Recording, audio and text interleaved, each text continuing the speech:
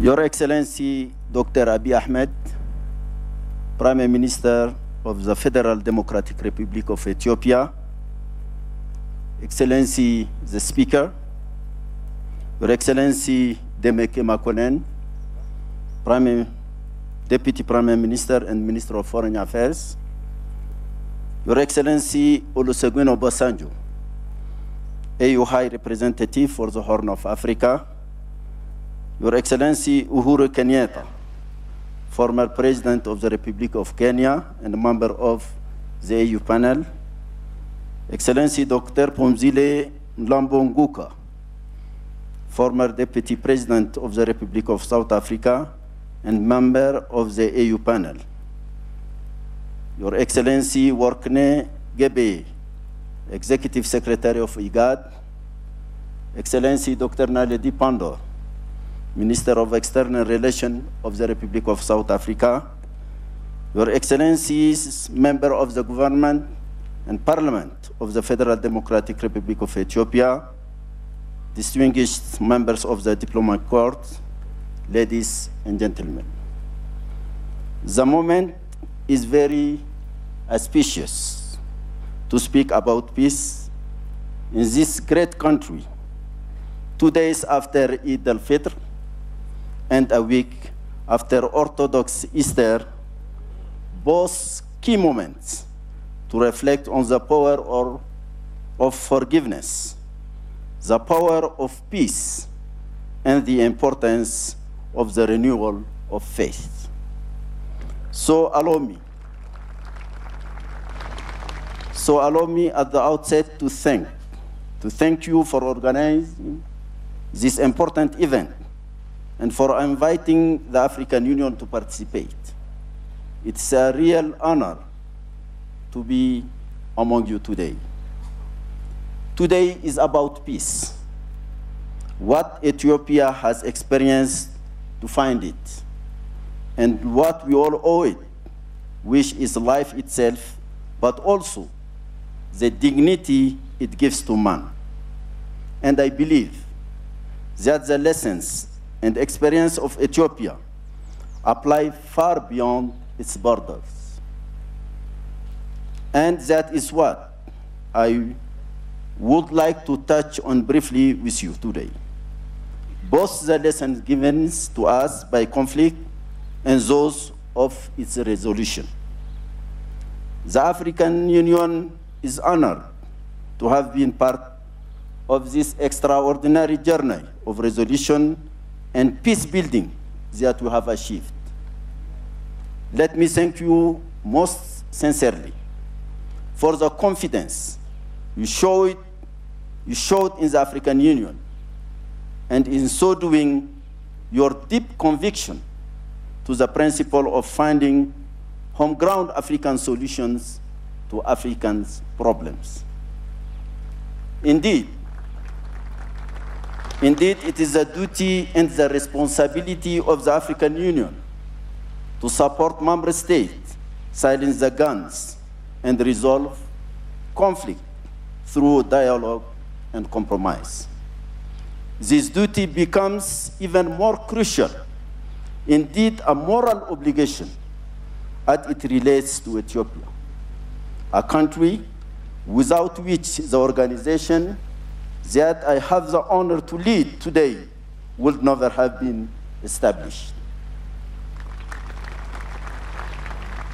But today my job is very simple, because the job is almost done.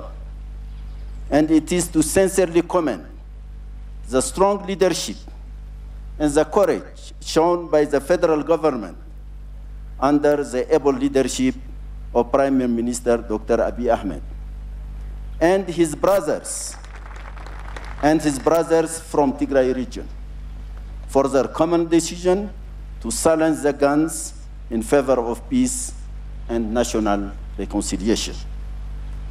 I also wish to recognize the eminent members of the AU panel, former President of Kenya, Uhuru Kenyatta, and Dr. Phumzile Mlambo-Nguka, former Deputy President of South Africa, led by His Excellency President Olusegun Obasanjo, AU High Representative for the Horn of Africa.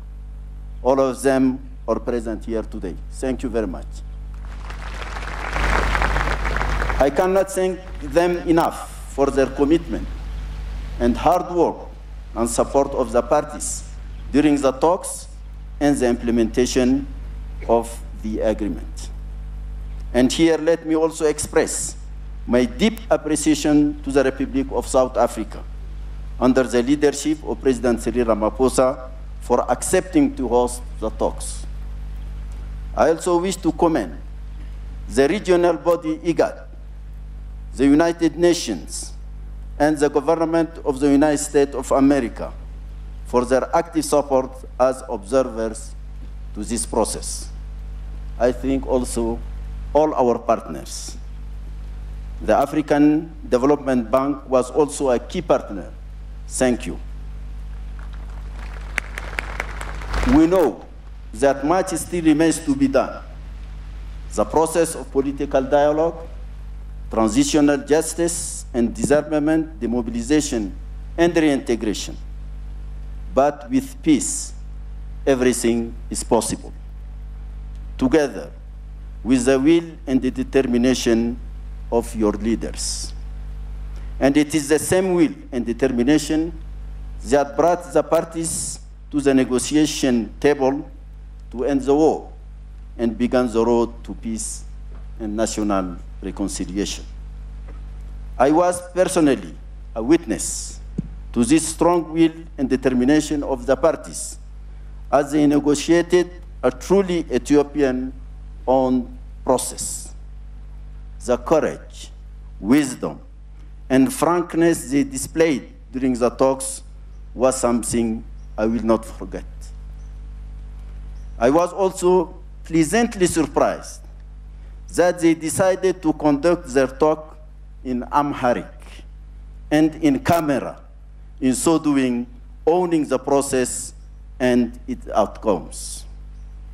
I look forward to seeing the same candor in the planned national dialogue, a key component of the implementation of the agreement. I look forward to the equal inclusion of women in these key processes. Your Excellencies, Ethiopia knows the price of war and the price of peace.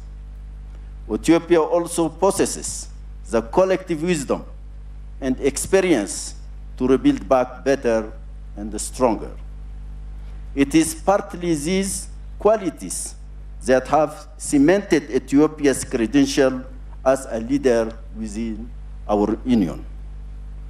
And now, more than before, the region needs this leadership from Ethiopia to also support her neighbors, as you have done so diligently in the past, so that they might also find the road to peace building, security, and sustainable development.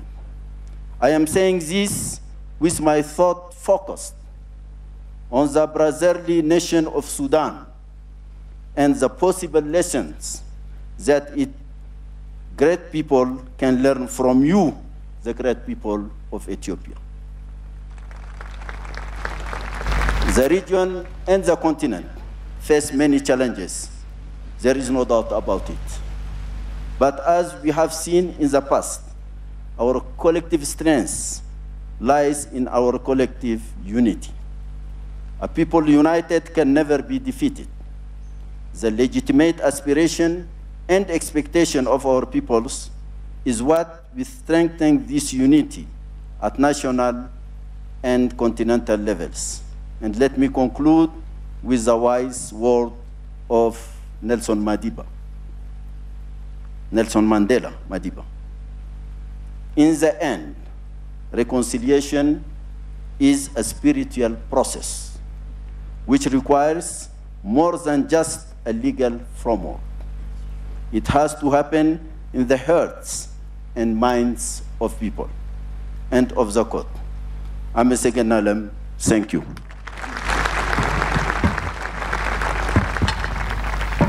እጅግ አድርገን እናመሰግናለን።